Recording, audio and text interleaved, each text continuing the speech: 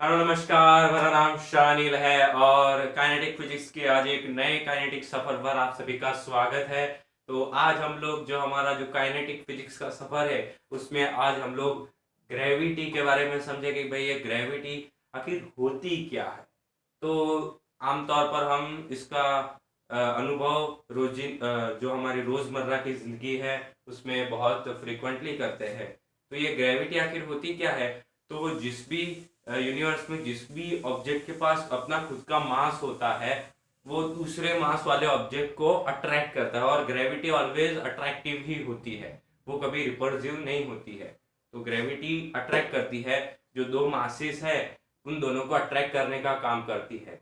और जब मास बढ़ जाए, हमारे सूरज और पृथ्वी जितना हो जाए, तभी अट्रैक्टिव फोर्स और भी ज्यादा स्ट्रांग हो जाती है।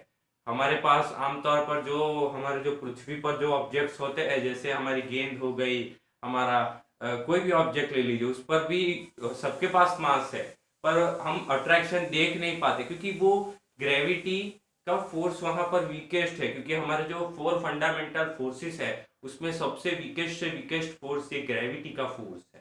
तो फ्रिक्शन के कारण भी काफी सारे लॉसेस होते हैं, इसलिए हमें आमतौर पर रियल लाइफ में ग्रेविटी नहीं दिखती है। पर हम जब सोलार सिस्टम में चले जाए या फिर गैलेक्सीज में चले जाए तो वहां हमें ग्रेविटी का बहुत भयंकर एहसास होने लगता है।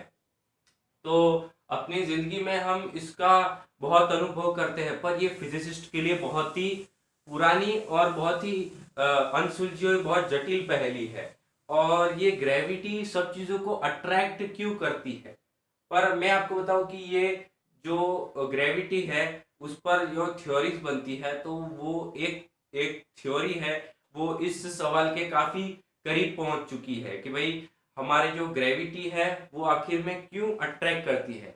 क्या हम ऐसा कह सकते हैं कि ये ग्रेविटी एक रूप में कोई दूसरी फोर्स है, या फिर ये होलोग्राफिक रियलिटी का अक्स, या फिर एक चौंका देने वाली मिराज तो नहीं। क्या सूरज, पृथ्वी या चंद्रमा और हम इंसानों में वाकई मास या भार है, या ग्रेविटी एक भ्रम है। तो आइए इस चीज को डिकोड करने का हम प्रयास करते हैं।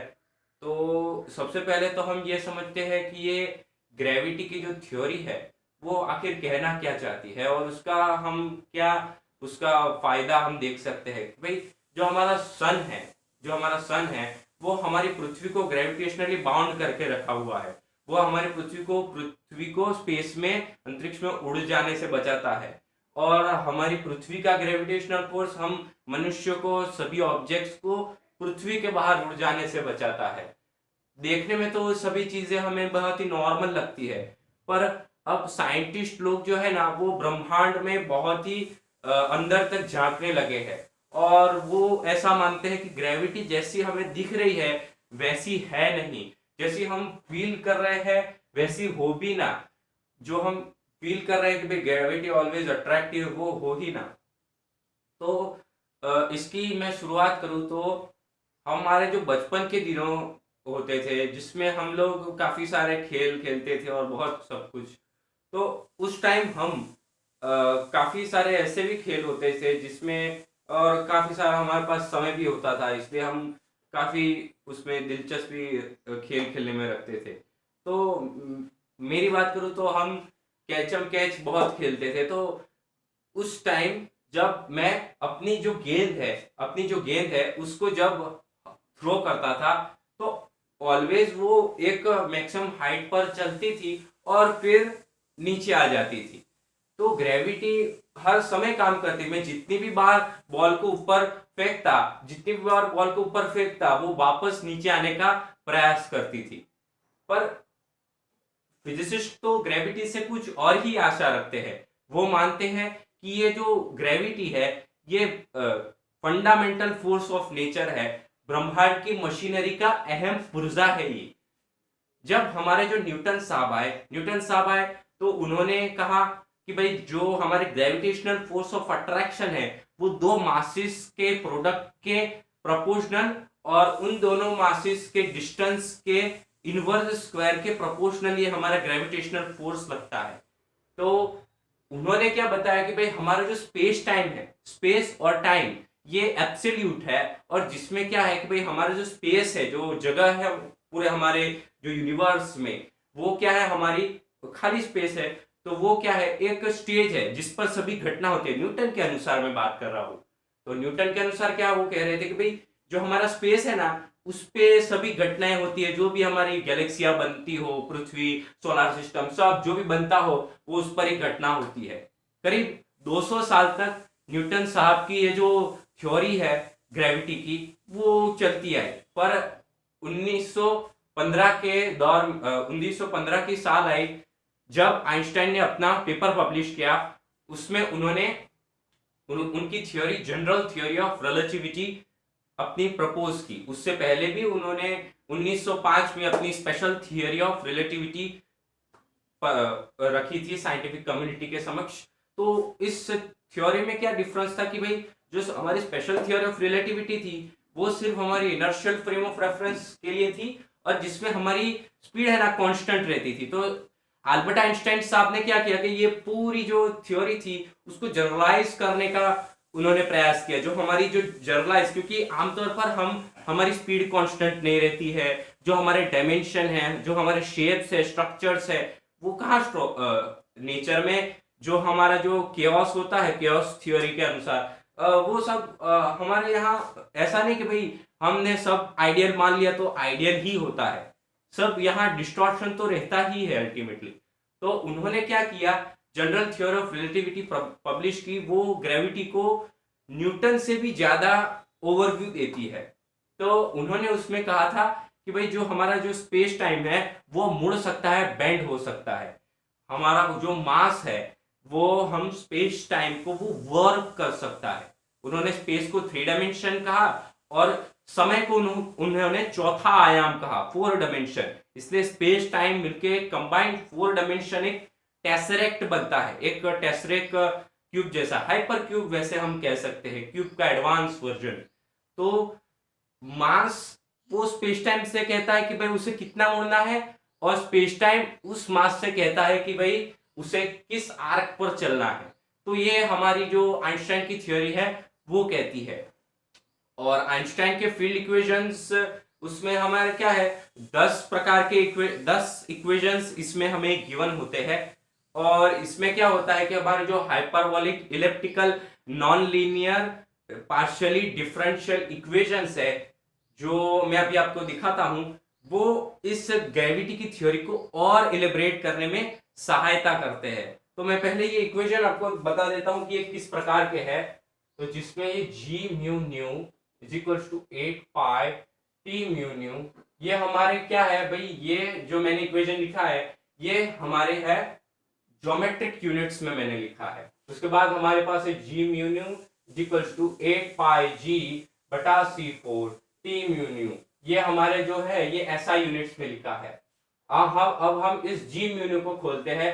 तो इस जी म्यू न्यू को क्या लिखा जाता है, R mu nu minus 1/2 R g mu nu plus cosmological constant g mu nu is equals to 8 pi जी बटा C4 टी म्यू न्यू।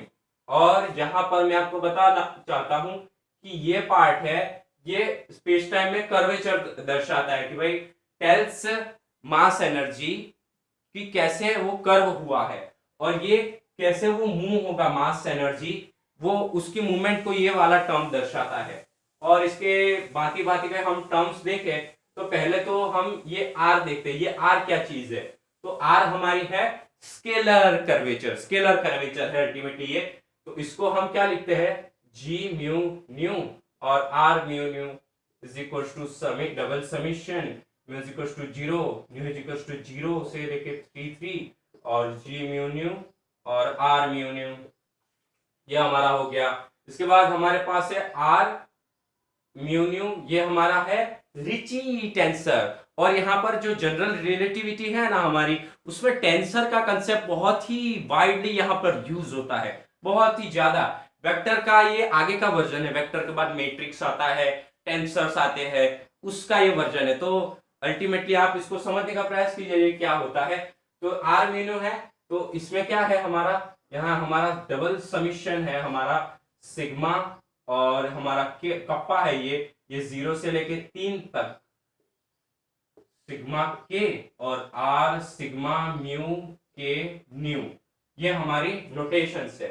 और जहां पर आर रो म्यू के न्यू, ये हमारा हो गया रिमन रिमन कर्वेचर टेंसर। ये हमारा रिमन कर्वेचर टेंसर है। इस रीमान कर्वेचर टेंसर को हम कैसे लिख सकते हैं कि भाई partial differentiation of Christoffel symbol plus Christoffel symbols का स्क्वायर। ये सब एडवांस मैथमेटिक्स में आता है, जिसकी हम चर्चा अभी फर्दर करेंगे।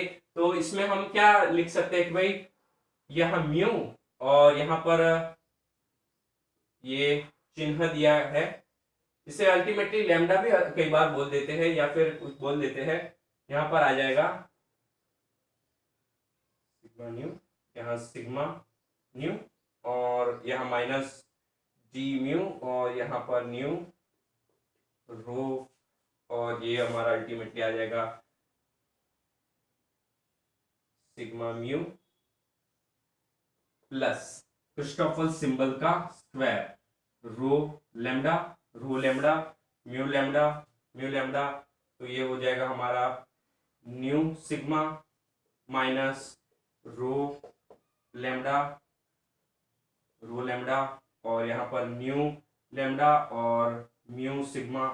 ये हमारा आ गया रीमान कर्वेचर टेंसर। ये हमारा रीमान, इसको आप खोल भी सकते हैं अल्टीमेटली, पर अभी हम इसमें नहीं पढ़ेंगे। अब हमारा नेक्स्ट है, हमारे पास यहाँ नेक्स्ट है, ये जो आप देख रहे हैं, ये जो टर्म्स देख रहे हैं, इसको भी आप सिंपली यहाँ खोल के लिख सकते हैं। यहाँ पर मैं एक का ही आपको इलस्ट्रेशन करके दिखा देता हूँ। तो ये जाएगा हाफ जी लैम्डा के, और यहाँ पर ये जो नीचे है del x sigma del x mu और डेल एक्स के। ये अल्टीमेटली कर्वीलिनियर कोऑर्डिनेट सिस्टम है। कर्वीलिनियर जो हमारी कार्टेशियन कोऑर्डिनेट सिस्टम आती है ना, वैसी है ये, पर यहाँ ये जरा एडवांस है। यहाँ कर्वेचर के टर्म्स में हमें यहाँ पर गिवन रहता है। तो जी डेल जी डेल जी डेल जी डेल जी इसमें आ जाता है, और यहाँ पर म्यू के सिग्मा के और यहाँ पर म्यू सिग्मा आ जाता है अल्टीमेटली। ये हमारे पास आ गया। ये क्रिस्टोफल सिंबल का है, और इसको हम ऐसे आमतौर पर रिची टेंसर भी इसको बोल देते हैं। तो अल्टीमेटली आपने ये देखा, ये क्या है, ये हमारा रिची टेंसर है, ये स्केलर कर्वेचर है, ये हमारा मेट्रिक टेंसर है। इस मेट्रिक टेंसर को कैसे डिनोट करते हैं, जी mu nu is equals to -1 1 1 1 0 0 0 0 0 0 0 0 0 0 0 0। ये हमारा है मेट्रिक टेंसर। और ये मेट्रिक टेंसर में जो आप देख रहे हैं, ये टर्म है dt का, ये पार्ट है dx dy और dz। मैंने आपको बताया था ये 4 डायमेंशन का है, इसलिए ये dt dx dy और dz ये अल्टीमेटली हमारा ये है। और अब मैं बात करूं, ये है हमारा क्या है, ये हमारा है स्ट्रेस एनर्जी टेंसर और एनर्जी मोमेंटम टेंसर भी हम इसको बोल देते हैं। तो इसको रिप्रेजेंट करें, इसको रिप्रेजेंट कैसे, T mu nu is equals to, इसको मैट्रिक्स में लिखिए, क्या लिखेंगे हम, 0 0 T01 T02 T03 T10 T11 T12 T13 T21 T20 T21 T22 T23 T30 T31 T32 T33, हम ऐसा कुछ यहाँ लिख सकते हैं। और मैं आपको यहाँ पर थोड़ा अलग करके दिखाता हूं कि ये क्या है।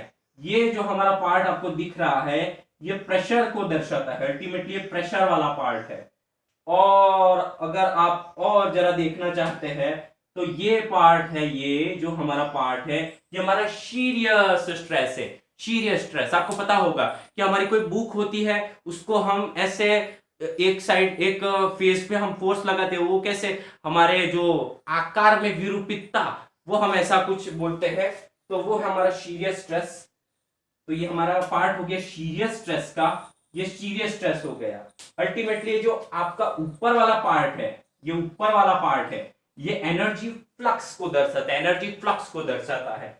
ये पार्ट है, यह मोमेंटम डेंसिटी है। Remember this is a momentum density दोस्तों, ये मोमेंटम डेंसिटी है। और ये देखिए T00 वाला टर्म, ये महत्वपूर्ण है, ये है हमारा एनर्जी डेंसिटी, ये हमारा है एनर्जी डेंसिटी। इसको डिनोट करते हैं minus C minus inverse square, ये C⁻⁻² है, ये स्पीड ऑफ लाइट का है। तो आपने देख लिया ये क्या है, और ये है आइंस्टाइन टेंसर। आइंस्टाइन टेंसर को हम ऐसे खोल सकते हैं, और ये किसका समूह है, आर म्यू आर, ये आपको मैंने खोल के दिखा दिया ये क्या है। और अल्टीमेटली हमारा ये भी यूज होता है, बहुत ही महत्वपूर्ण है ये रीमान कर्वेचर टेंसर। सब डेरिवेशन पे हम आएंगे अभी आगे के लेक्चर्स में, पर अभी फिलहाल आप इसका आप ये समझिए दोस्तों कि भाई ग्रेविटी की थियरी कुछ ऐसी नहीं है कि हम सिर्फ बोल देते हैं कि भाई दो फोर्स अट्रैक्टिव है और ये सब, इसमें भी इतना डीप लेवल हम देख सकते हैं कि भाई ये क्या चीज है। तो देखते रहिए आगे क्या है। तो ये हमारे हो गए, और इसका मैं आपको दिखाता हूं कि भाई ये कैसे दिखता है। तो भाई हमारा ये जो स्पेस टाइम है, स्पेस टाइम को जरा मैं ड्रॉ करूं, तो ये हमारा स्पेस टाइम है, इसमें हमारा है ये एक्स एक्सिस, वाई एक्सिस और जेड एक्सिस, और हमारी टाइम एक्सिस है ना वो ऐसे निकली हुई होती है, टाइम एक्सिस, ये हमारी टाइम एक्सिस है, टी, फोर्थ डायमेंशन हम इसको बोलते हैं। एक्स वाई जेड एक ही प्लेन में हम मानते हैं। मिन्कोव्स्की, अब याद के मिन्कोव्स्की स्पेस टाइम डायग्राम, उसके अनुसार हमने ये बनाया है मिन्कोव्स्की स्पेस टाइम डायग्राम। तो मैं आपको ये दिखाऊं कि भाई हमारा ये जो स्पेस टाइम, ये इक्वेशन का मैं आपको रिप्रेजेंटेशन कैसा किया गया है वो दिखाता हूं। तो ये हमारा जो स्पेस टाइम है वर्ब स्पेस टाइम, ये हमारा वर्ब स्पेस टाइम है जिसमें हमने अभी मास रखा, कुछ मास रखा, ये मान लो हमारी अर्थ हो गई, ये मान लो हमारी अर्थ हो गई, ये हमारी अर्थ हो गई, ये हमारी अर्थ हो गई, मान लो ये हमारी मान लो अर्थ हो गई। तो जिस आप एक मान लो कपड़े के टुकड़े में कुछ रख देते हो तो वो कैसे वर्क हो जाता है, कैसे दब जाता है। तो वैसे ही ये जो है ना, यहाँ ये जो दब गया ना, वो दबा हुआ भाग ही यहाँ ये रिप्रेजेंट करता है टी म्यू को। ये कैसे दबा, एनर्जी मोमेंटम टेंसर या स्ट्रेस एनर्जी टेंसर ये दिखाता है भाई हमारा ये है। और अब देखिए, और देखिए कि ये हमारा रिची टेंसर क्या दर्शाता है, हमारा ये जो रीमान कर्वेचर टेंसर है वो क्या दर्शाता है। तो ये जो कर्वेचर है ये एक भाग में ऐसे अंदर की तरफ कंट्रैक्ट हो रहा है, ऊपर की तरफ थोड़ा खुल रहा है। तो ये जो खुलाव है वो हमें मेजर करना आना चाहिए कि ये क्या चीज है अल्टीमेटली। तो ये हो गया हमारा स्केलर कर्वेचर। तो स्केलर कर्वेचर तो ये भाई हमारा जो उसकी वैल्यू निकलेगी, कुछ इसमें वैल्यू निकलेगी कि जो हमारा मास ऑक्यूपाई है वो जो कर्व हो रहा है वो हमारा स्केलर कर्वेचर है। और अल्टीमेटली आप यहां देखिए जो हमारा लैम्डा है, ये हमारा लैम्डा क्या है, कॉस्मोलॉजिकल कांस्टेंट, जो आइंस्टाइन ने बताया था कि ये जो हमारी जो ग्रेविटी है वो क्या करेगी, सब एक तरफ लाने का, वो कंप्रेस करेगा सब कुछ। और ये हमारा कॉस्मोलॉजिकल कांस्टेंट आइंस्टाइन साहब ने क्यों मेरा था, क्योंकि स्पेस हमारा फैल रहा है, कंट्रैक्ट नहीं हो रहा है, फैल रहा है। तो वो फैलाव वो अट्रैक्शन के खिलाफ है, इसलिए यहां हमने पॉजिटिव लिया है। तो ये फैलाव को ये कॉस्मोलॉजिकल कांस्टेंट दर्शाता है, जिसकी कर्वेचर में वैल्यू मैं बताऊं आपको, कर्वेचर में वैल्यू लिखिए, curvature lambda is equals to 0.17 इसकी वैल्यू होती है। और जी की वैल्यू तो आप सभी को पता ही है, universal gravitational constant 6.674 into 10⁻11 newton metre square upon kg square. और डाइंस में भी इसको कन्वर्ट करके आप लिख सकते हैं अल्टीमेटली π8πc4। ठीक है, ये पूरा हमारा इक्वेशन हो गया। अब आप देखिए कि भाई ये मान लो हमारा सन है, ये मान लो हमारा सन है, और इसके अराउंड हमारी जो पृथ्वी है, ये हमारी यहाँ जो पृथ्वी है, यहाँ पर मान लो यहाँ कहीं पर हमारी पृथ्वी का कर्वेचर हम देख रहे हैं, ये हमारी अर्थ है, अर्थ है, आप देख सकते हैं। तो ये क्या है, हमारी ये कर्वेचर के कारण ये यहाँ पर ऐसे इसके अराउंड रिवॉल्व करने लगेगी। तो यहाँ पर जियोडेजिक इक्वेशन का कंसेप्ट आता है, जियोडेजिक। ये जियोडेजिक क्या दर्शाता है कि भाई हमारा जियोडेजिक कि ऐसा पाथ, वर्ड लाइन, ऐसा पाथ कि जिसमें उस मास ऑब्जेक्ट को कम से कम टाइम एक्सपीरियंस करना पड़े। टाइम डायलेशन का कंसेप्ट भी यहां आता है, ग्रेविटेशनल टाइम डायलेशन, कम से कम उसको टाइम एक्सपीरियंस करना मिले, वो पाथ हमारा हो गया। और वो स्ट्रेट लाइन होता है, ऑब्जेक्ट के हिसाब से वो स्ट्रेट लाइन होता है। जैसे कि हम यहां से मान लो गुजरात से निकले, अमेरिका तक पहुंचे, तो हमारे लिए तो क्या है, स्ट्रेट लाइन पाथ है। पर अगर हम पूरी अर्थ को खोले तो हमारा पाथ कैसा हो जाएगा, कर्व पाथ हो जाएगा। तो हमारे रिस्पेक्ट में ये स्ट्रेट लाइन था, पर ऑब्जेक्ट के रिस्पेक्ट में तो ये ऑब्जेक्ट के रिस्पेक्ट में मेरे के रिस्पेक्ट में स्ट्रेट लाइन था, पर होल हमने देखा तो कर्व निकला।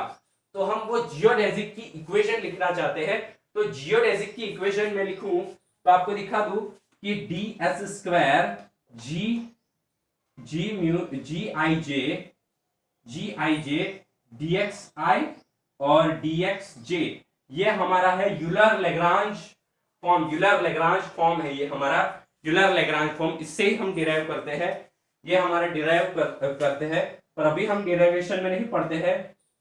यहां हम लिख सकते हैं d two x i upon d t two और प्लस ये हमारा है आई जे के और d x raise to j upon d t और d x raise to k upon d t is equal to 0। ये हमारा है geodesic equation of हमारे जो ये वर्ल्ड, ये जो हमारा मास है ना, अल्टीमेटली ये हमारे सन के अराउंड जो रिवॉल्व करेगा उसकी इक्वेशन है। Remember that this equation is the revolving equation around the massive object। ये मैसिव ऑब्जेक्ट के आसपास घूमने वाली ये इक्वेशन है, जिससे हम फाइंड कर सकते हैं कि पाथ क्या होगा, ट्रेजेक्टरी क्या होगी, क्या होगा, सब कुछ इससे हम बता सकते हैं। इसके उपरांत मैं ग्रेविटेशनल टाइम डायलेशन की आपको बात करूं तो हमारा normal time dilation t equal to T naught बटा square root of 1 minus V square by C square, और यहां पर हम V square is equal to 2gm by RS, जहां पर RS है Schwarzschild radius, RS is equal to 2gm बटा c square. ये है हमारा श्वार्ज़चाइल्ड रेडियस की वो रेडियस के जिसके बाहर वो रहता है, उसके अंदर जो जब आ जाए तो ब्लैक होल बन जाता है। वो हम डिस्कस करेंगे, श्वार्ज़चाइल्ड रेडियस, श्वार्ज़चाइल्ड मैट्रिक्स सब डिस्कस करेंगे। फिलहाल आप टाइम डायलेशन समझे। ग्रेविटेशनल टाइम डायलेशन क्या होता है कि जो हमारी जो स्पेस में हमने जो उपग्रह बोलते हैं, सैटेलाइट छोड़ रखे हैं, वो हमारे क्या उसमें जो अर्थ और उसमें क्या उसमें टाइम डायलेशन आता है ग्रेविटी के कारण, वो हम देखना है। एक तो स्पीड के कारण टाइम डायलेशन हुआ, भाई स्पीड बढ़ी तो टाइम कम हो गया हमारे लिए, और ग्रेविटी अगर बढ़ जाए तो क्या होगा, जैसे हम एक बुर्ज खलीफा की बिल्डिंग ले ले तो छत पे उसके टॉप पे टाइम ज्यादा स्लो होगा compare to ground floor, ground पे टाइम फास्ट होगा, और ये आप समझ सकते हैं। तो t is equal to T naught और बटा स्क्वायर रूट ऑफ 1 माइनस और v की वैल्यू रखिए 2gm by RS c square. ये हमारा हो गया ग्रेविटेशनल टाइम डायलेशन। हमारी कोई भी यहाँ पे सैटेलाइट होगी तो उसमें टाइम डायलेशन क्या होगा, इस वैल्यू के अकॉर्डिंग होगा।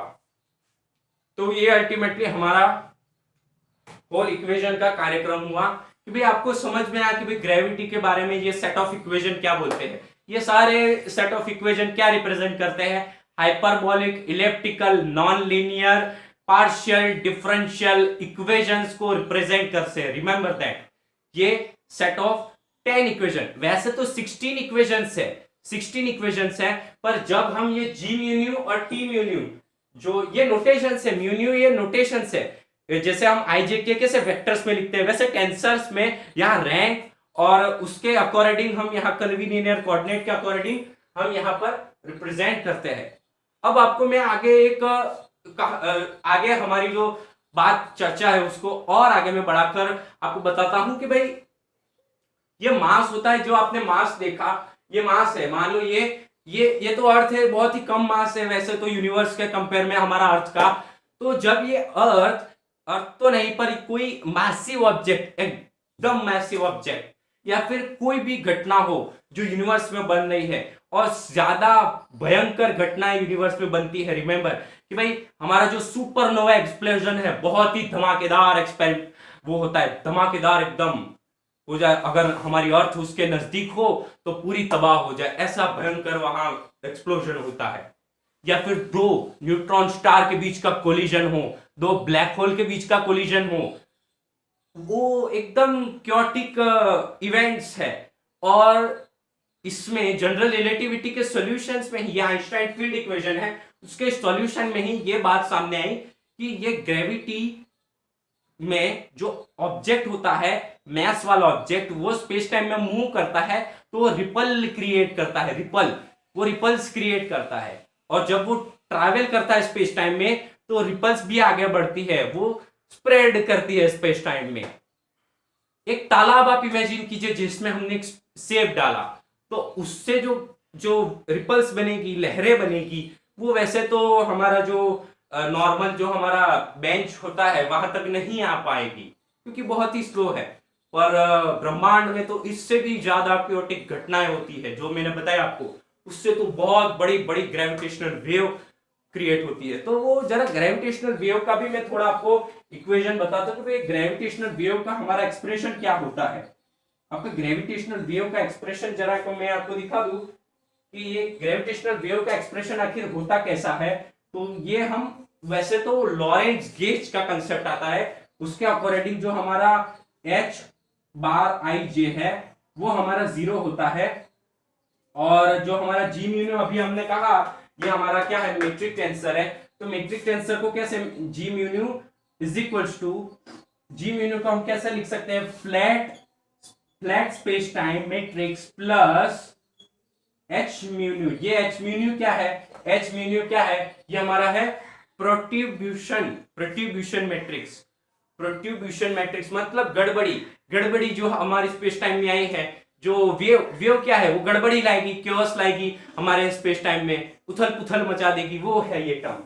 इसको हम क्या लिखते हैं भाई, इसको हम लिखते हैं, इसको हम कैसे खोल के लिखते हैं कि भाई I J is equals to minus del two by del T two plus del square, और यहां पर हम एच आई जे और इसके इज इक्वल्स टू हम क्या लिखते हैं, -16 जी एम बटा C4 टी म्यू।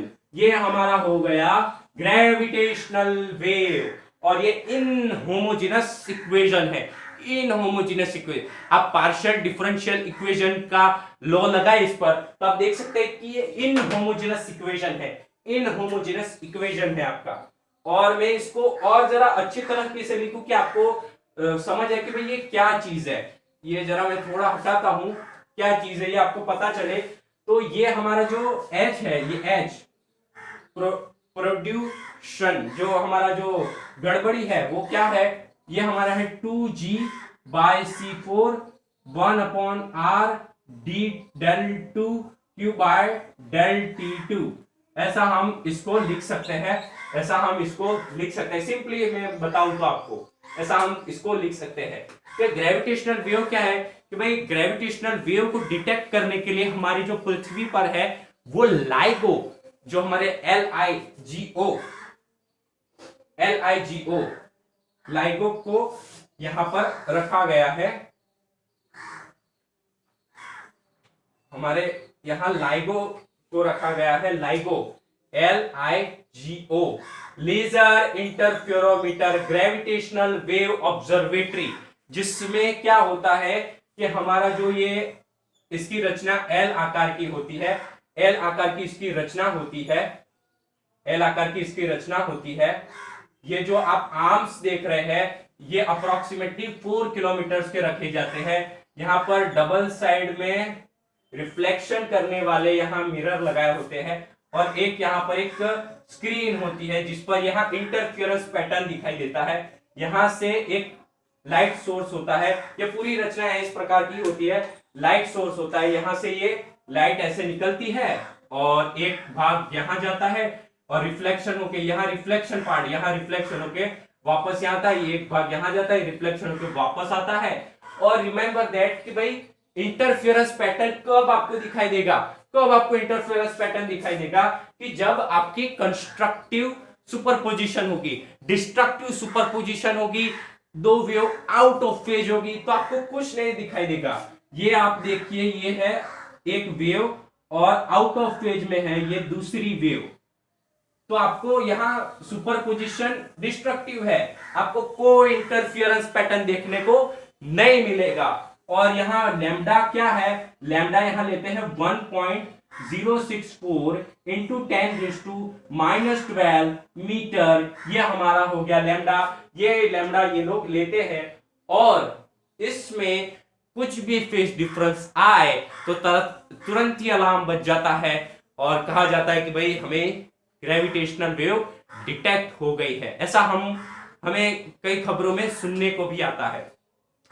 तो ये जो हमारी ग्रेविटेशनल वेव है उसमें क्या होता है कि भाई जब यहाँ स्पेस टाइम में हमारी अर्थ पहले ऐसे थी गोल, अब मान लो स्पेस टाइम में केओस आ गया, वेव आ गई, तो क्या होगा, वेव में एक मैक्सिमम और एक मिनिमम होता है। तो क्या होगा कि ये वेव अगर पृथ्वी के साथ अगर आई तो एक थोड़ा भाग कंप्रेस होगा और थोड़ा भाग स्ट्रेच होगा। इसकी वजह से क्या है, इन दोनों जो ट्यूब लेंस है उसमें डिफरेंस आएगा या फेज डिफरेंस आएगा, इसलिए हमें यहाँ इंटरफेरेंस दिखेगी। और लाइगो यही भी प्रयास कर, और ये कितनी इसकी बारीकाई होती है, एक एटम की चौड़ाई के 100 करोड़वीं जितने यहाँ बारीकाई से यहाँ देखा जाता है, 100 करोड़वीं। और यहाँ आप देख सकते हैं कि भाई मान लो भूकंप आ जाए, अर्थक्वेक आ जाए तो क्या, तो ये प्लेसेस ही ऐसे डिसाइड करते हैं कि भाई जिसकी मदद से ये जो एरर्स है वो दूर हो जाए, और इसकी क्षमता को 10 लाख गुना बढ़ाए जाने की कोशिश हो रही है। और मैं आपको बताऊं कि इन्होंने मार्च 2014 में ऐसा ऐलान किया था कि भाई हमने बिग बैंग के टाइम की जो ग्रेविटेशनल वेव है वो हमने डिटेक्ट कर ली है। तो बहुत सुर्खियों में भी रहा था उस टाइम ये कि भाई ग्रेविटेशनल वेव का डिटेक्शन हो गया। तो भाई हमारा जो ये है कि भाई ग्रेविटेशनल वेव का जो कंसेप्ट हुआ कि जिसकी मदद से हम ग्रेविटी को समझ पाए कि ग्रेविटी की भी वेव होती है, जैसे लाइट की कैसे वेव होती है, जैसे स्पीड होती है, वैसे ग्रेविटी की भी वेव होती है और उसकी भी कुछ स्पीड होगी। पहले ऐसा मानते थे कि उसकी स्पीड इनफाइनाइट है, क्योंकि आप समझिए कि भाई मान लो ये हमारी अर्थ है, ये हमारा सन है, मान लो कुछ दिन हमारा सन एकदम से गायब हो जाए तो ये अर्थ क्या होगा, हमें तो 8 मिनट के बाद पता चलेगा कि भाई हमारा सन चला गया है, पर अर्थ की ग्रेविटी को तो इंस्टेंटेनियस प्रोसेस होगा, वो अपने पाथ से भटक जाएगी और यूनिवर्स में वो एकदम भटक जाएगी हमारी अर्थ। तो मतलब ये एक बात हुई कि भाई ये लाइगो क्या हमारा करता है और जिससे ग्रेविटेशनल वेव की मदद से। और दूसरी बात की जो ब्लैक होल का कोलिजन होता है जिससे ग्रेविटेशनल वेव डिटेक्ट की गई, तो वो जो वेव है उसको उन लोगों ने क्या किया, साउंड वेव उसमें कन्वर्ट किया और उसकी साउंड सुनने का प्रयास किया। जैसे नहीं हमारे जो ग्रह, जो हमारे प्लैनेट्स है उसकी एक्सरेज या इंफ्रारेड रेज लेकर वो साउंड वेव में कन्वर्ट करके हमें आवाजें सुनाई देते हैं, कई सारे आपने देखे होंगे। तो वो ऐसे साउंड तो नहीं होता है पर उसको कन्वर्ट तो कर सकते हैं, उसका कुछ ऐसा ही एक्सप्रेशन हम देख के कन्वर्ट कर सकते हैं। तो अल्टीमेटली यहाँ पर ये जो कन्वर्जन के कारण इसकी साउंड वेव आई, जो यहाँ पर ग्रेविटेशनल वेव की साउंड वेव आई, वो उसकी आवाज कैसी थी वो समझिए, वो आवाज थी झिंगुरों जैसी। जो झिंगुरे आपने देखे हो तो उसकी आवाज सुनी हो तो पता हो कि झिंगुरों की आवाज कैसी होती है।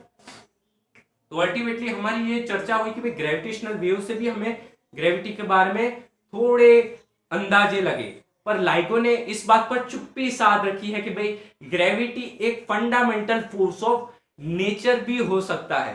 तो ग्रेविटी के बारे में हमें लगता है और हमारी जो दिमाग है उसको और एक्सपेंड करना पड़ेगा और हमें इस चर्चा को भी एक और आयाम देना पड़ेगा कि भाई ये क्या होता है, हमारा जो ये ग्रेविटी के बारे में जो कंसेप्ट हम सोचते हैं वो हम कैसे और एलिब्रेट कर सकते हैं। तो इसके बारे में पार्टिकल फिजिक्स, जो हमारा standard model of particle physics है, उसमें चर्चा की गई। तो आप ये समझिए कि जो हमारी जो पार्टिकल्स आते हैं, जो फोर्सेस है, फंडामेंटल फोर्स ऑफ नेचर, उसके साथ एक पार्टिकल असाइन करते हैं। क्वांटम फिजिक्स में आपको पता होगा कि क्वांटम फिजिक्स हमारा क्या है कि भाई उसमें बहुत ही अंधाधुंधी मची हुई है। किसी भी इंस्टेंट पर हम पार्टिकल की पोजीशन मोमेंटम को एक प्रिसाइज कैलकुलेशन के साथ नहीं बना सकते। अनसर्टेनिटी प्रिंसिपल आपको पता होगा, भाई ये पार्टिकल मैंने कहा यहां है, और कैसे क्या गारंटी वो यहां है। वो पार्टिकल वेव पार्टिकल डुअलिटी में वो स्पेस में फ्लो कर रहा है। वेव पार्टिकल डुअलिटी मतलब वो है भी और नहीं भी है, क्या उसका एग्जिस्टेंस। जब हम उसको ऑब्जर्व करते हैं तब उसका वेव फंक्शन टूट जाता है और वो हमें पार्टिकल नेचर शो करता है। Delayed choice quantum erasing experiment में तो हमें कुछ अलग ही प्रकार के रिजल्ट्स देखने को मिलते हैं। इसलिए क्वांटम मैकेनिक्स में इस ग्रेविटी की चर्चा को अगर थोड़ा जरा समझने का प्रयास करें तो क्या हम कह सकते हैं कि भाई हर एक फंडामेंटल फोर्स जो हमारे है उसके साथ हमारा एक पार्टिकल हम एसोसिएट करते हैं कि भाई ये पार्टिकल इस फोर्स का कैरियर है। जैसे हमारे फोर फंडामेंटल ऑफ नेचर है भाई, जैसे कि हमारा इलेक्ट्रोमैग्नेटिक फोर्स हो गया, वीक फोर्स हो गया, स्ट्रॉन्ग फोर्स हो गया, और हमारा ग्रेविटेशनल फोर्स हो गया। तो इलेक्ट्रोमैग्नेटिक फोर्स हमारा जो है वो इलेक्ट्रोमैग्नेटिक फोर्स क्या है हमारा, वो इलेक्ट्रोमैग्नेटिक फोर्स का जो कैरियर है वो फोटोन है। फोटोन क्या करता है कि लाइट चार्ज को वो रिपेल कर देता है और अनलाइक चार्ज को वो अट्रैक्ट कर देता है। और हमारा जो वीक फोर्स है उसका कैरियर कौन है, WRZ बोसॉन्स। WRZ बोसॉन क्या करते हैं, किसी रेडियो एक्टिव एटम के न्यूक्लियाई को डिके कर देते हैं, तोड़ डालते हैं। वो हमारे जो कैरियर होते हैं वीक इंटरेक्शन के वो होते हैं। स्ट्रॉन्ग फोर्स स्ट्रॉन्ग इंटरेक्शन जो हमारा जो न्यूक्लियस में लगता है, प्रोटॉन को साथ रखते हैं कि भाई हमारा positive charge like charge repel करने की कोशिश कर रहे हैं, पर ग्लूऑन के कारण वो दोनों अट्रैक्ट होते हैं। ग्लूऑन फील्ड के कारण उसकी भी सारी कैलकुलेशंस आती है, पर हम इतने सारे केओस वाले इक्वेशंस अभी आपको नहीं दिखा पाए, नहीं तो आप भी कंफ्यूज हो जाओगे कि क्या चल रहा है ये। तो ग्लूऑन फील्ड में जो हमारा फ्लक्चुएशन आता है इसके कारण ये ग्लूऑन पार्टिकल प्रोड्यूस होते हैं और वो ही होते हैं स्ट्रॉन्ग इंटरेक्शन के कैरियर, और ये न्यूक्लियाई को बांध के रखते हैं जिससे हमारे जो यूनिवर्स क्रिएट होने में मदद मिल सकी है। तो और अल्टीमेटली ग्रेविटी के बारे में क्या कहा जाता है कि ग्रेविटी का भी कोई पार्टिकल तो होना चाहिए। तो इसके ऊपर बहस चलती है कि भाई क्या होना चाहिए, तो उसको नाम दिया थ्योरेटिकल ग्रेविटॉन कह दिया। अब ये ग्रेविटॉन का हमें फंक्शन लाना हो, इक्वेशन लानी हो, तो हम क्या कर सकते हैं, तो ये एक बहुत बड़ी प्रॉब्लम है, एक बहुत बड़ा इक्वेशन है जिसको आपको सॉल्व करना पड़ता है इन टर्म्स ऑफ ग्रेविटी। तो ग्रेविटी के इक्वेशन लाने के लिए ही सारे दुनिया के कंप्यूटर बैठ जाए तो भी वो सॉल्व नहीं हो पाता था कि भाई ये बहुत ही मुश्किल प्रॉब्लम है। अल्टीमेटली मैंने बताई भी आपको कि भाई इसमें सॉल्यूशन भी आपको बहुत मुश्किल है मिलना। तो इसके लिए उन्होंने यूनिटैरिटी मेथड की खोज की। क्वांटम मैकेनिक्स में प्रोबेबिलिटी आती है। प्रोबेबिलिटी में क्या होता है कि भाई मान लो एक आपके घर की जो टंकी है जिसमें आप पानी रखते हो, उसमें मैंने 3-4 गेंदें रखी है, तो आंख मूंद के हमें 1 चांस में बॉल निकल जाए, उसकी प्रोबेबिलिटी बहुत कम हो जाती है क्योंकि बड़ी प्रॉब्लम है, उसमें से 1 चांस में निकलना बहुत ही पॉसिबल कुछ हद तक नहीं है, निकल भी जाए पर नहीं है। तो हम क्या करते हैं कि उसकी मान लो एक हमारे गिलास में मान लो वो बॉल्स मतलब वो हमारी जो हम खेलते हैं ना लखोटियां, वैसा हम उसमें रख देते हैं। तो हाँ वो क्या है, वो तो 1 चांस में निकल जाएगा। तो वो हम क्या है प्रॉब्लम्स को तोड़ देते हैं, वो इक्वेशन सेट ऑफ इक्वेशन को तोड़ देते हैं और अलग अलग करके हम सॉल्व करते हैं। तो वो बड़ी प्रॉब्लम को सॉल्व करने में जो हमें दिक्कत आ रही थी वो ये छोटी छोटी प्रॉब्लम्स को सॉल्व करके हमें सोल्यूशन मिल जाता है। तो आप जरा सोचिए कि ये सॉल्यूशन कितना रोमांचक था। इस सॉल्यूशन में क्या पता चला कि थ्योरेटिकल ग्रेविटॉन जो हमारा है ना, वो ग्लूऑन की एक सटीक एक पैर निकला कि भाई हमारा ग्लूऑन क्या था, स्ट्रॉन्ग फोर्स का कैरियर था, स्ट्रॉन्ग इंटरेक्शन का कैरियर था। तो वो कैरियर किसका निकला, वो ग्रेविटॉन का भी निकला। पर ग्रेविटॉन का क्या है कि वो दो ग्लूऑन का एक जोड़ा है, कि भाई हमारा ग्लूऑन है, वो हमारा दो ग्लूऑन मिलकर ग्रेविटॉन बनाते हैं। और ग्लूऑन तो क्या अल्टीमेटली अट्रैक्टिव फोर्स उसका प्रोड्यूस होता है, उसे अट्रैक्ट ही करता है, रिपेल तो करता नहीं, उसकी प्रॉपर्टी में ही ये शो हुआ है। तो अल्टीमेटली ग्रेविटॉन के बारे में पार्टिकल फिजिक्स ये कह रहा था, और दूसरी तरफ स्ट्रिंग थ्योरी हमें क्या कह रहा था इस ग्रेविटॉन के बारे में, कि भाई ये ग्रेविटी है, ये दूसरे आयाम का फोर्स है, दूसरे आयाम का, इस आयाम में वो लीक हो रहा है। कैसे लीक हो रहा है? तो जो हमारे जो four fundamental force of nature है, जिनमें से ये तीन फोर्सेस है, स्ट्रिंग थियरी बोलती है कि इनकी जो स्ट्रिंग्स है ये हमारी है ओपन स्ट्रिंग। यहाँ ओपन स्ट्रिंग, क्लोज स्ट्रिंग ऐसे इक्वेशन आते हैं, पर हम अभी आपको ऐसे ही दिखा रहे, क्योंकि इक्वेशन लिखेंगे तो बहुत ही हो जाएगा इसमें तो काम आपका। तो ये ओपन स्ट्रिंग है और ये क्लोज स्ट्रिंग है। तो ये जो क्लोज स्ट्रिंग है ना बच्चों, यही है ग्रेविटॉन, यही है ग्रेविटॉन। और ये क्लोज स्ट्रिंग की प्रॉपर्टी क्या है? ये मल्टीपल डायमेंशन में ये ट्रैवल कर सकता है, मल्टीपल डायमेंशन में ये ट्रैवल कर सकता है। ये ओपन स्ट्रिंग एक आयाम से दूसरे आयाम में नहीं जा सकती, पर ये क्लोज स्ट्रिंग ये जा सकती है। तो ये ग्रेविटी ये एक आयाम से दूसरे आयाम में भी ट्रैवल क्यों कर सकती है? इसका रीजन भी ये है, स्ट्रिंग थ्योरी हमें यही बोलती है कि भाई ये क्लोज स्ट्रिंग है, क्लोज स्ट्रिंग में ये ट्रैवल करती है, दूसरे आयाम की है। तो आप ये समझिए कि भाई ये ग्रेविटी इतनी मिस्टीरियस है, क्योंकि हर जगह इसकी कुछ अलग से अलग यहाँ बातें चल रही है, कुछ अलग से अलग यहाँ पर बातें हमें सुनने को मिलती है। तो अल्टीमेटली कई जगह तो इसको जो हमारा आगे का जो थ्योरी है उसमें तो इसमें ये भी कहा जाता है कि जो हमारे ग्रेविटॉन है ये कई बार तो क्या होता है कि भाई ग्रेविटॉन क्या आप समझते हो कि वो अट्रैक्ट करता है, पर आकाश तारामंडलों में यही अभी प्रूव हुआ कि भाई ये तो रिपल्सिव भी हो जाता है। कई बार ग्रेविटी रिपल्सिव हो जाती है, पहली बार ये सुनने में आया था। तो साइंटिस्ट लोग, फिजिसिस्ट लोग तो चौंक गए कि भाई क्या है। इसलिए अब हमें लगता है फिर से ग्रेविटी पर विचार करना पड़ेगा। तो ग्रेविटी पर हम फिर से विचार करें तो क्या हम सोच सकते हैं कि भाई मान लो हमारे पास दो सेब है, एक हमारे पास मैटर का बना हुआ सेब है, एक हमारे पास मैटर का बना हुआ सेब है। ये लाल से दिखा है, ये मैटर का सेब है आपका, और ये एंटी मैटर का सेब है, एंटी मैटर का सेब है। अब आपको पता है कि मैटर और एंटी मैटर को आप पास लाओगे तो क्या प्रोसेस हो सकती है? एक इतना बड़ा धमाका होगा कि पूरी अर्थ नष्ट हो जाएगी, पूरी अर्थ नष्ट हो जाएगी। ये हमारा ये होता है। तो ऐसा तो हम नसीब वाले कि भाई हमारे पृथ्वी पर इतना एंटी मैटर हमने अभी तक प्रोड्यूस नहीं किया कि जिससे इतना क्योस हो जाए। पर आप ये समझिए कि भाई मैटर है, उसका कुछ मास है, एंटी मैटर उसका भी कुछ मास है, तो ग्रेविटेशनल इफेक्ट तो वो दर्शाएगा ही दर्शाएगा। तो क्या होगा कि भाई जब हमारा ये जो मैटर है, ये हमारा एंटी मैटर है, और ये हमारा मैटर का सेब है। तो बहुत तक पॉसिबल है कि जब ये मैटर के सेब को मैं छोड़ू तो ये नीचे ही जाए, ये मैटर के सेब को मैं छोड़ू तो ये नीचे ही जाए ग्रेविटी के इफेक्ट के कारण। और बहुत हद तक पॉसिबल है कि ये जो एंटी मैटर का सेब है वो ऊपर जाए। क्यों ऊपर जाएगा? क्योंकि भाई आप देखो कि भाई ये मैटर का है प्रॉपर्टी, ये शो हो रहा है, तो एंटी मैटर क्या है? इसका विरुद्ध। तो ये एंटी मतलब ऊपर जाएगा, नीचे जाए, ऊपर जा रहा है।